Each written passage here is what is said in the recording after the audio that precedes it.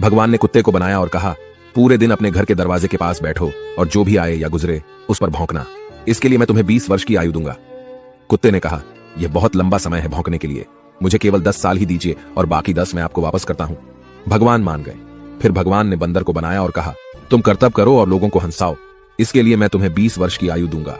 बंदर ने कहा, 20 वर्षों तक कर्तव्य करना, क्या मैं 10 वर्ष वापस कर दूं जैसे कुत्ते ने किए? भगवान मान गए।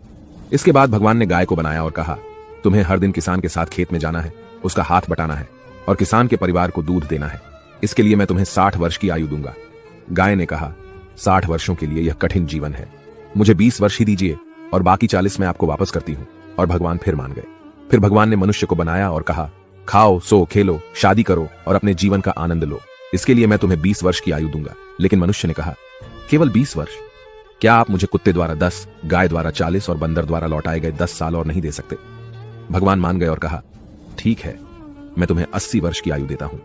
इसलिए हम पहले 20 वर्ष में खाते, सोते, खेलते और आनंद लेते हैं। अगले 40 वर्षों में हम अपने परिवार को सपोर्ट करने के लिए सूरज में मेहनत करते हैं। अगले 10 वर्षों में हम अपने पोते पोतियों के मनोरंजन के लिए बंदर की तरह कर्तव्य करते हैं और आखिरी 10 वर्षों में हम बरामदे में बैठकर सभी पर चिल्लाते हैं। यही मानव जीवन है। ऐसी और कहानियों से सीखने के लिए जेनिथ अपलिफ्ट को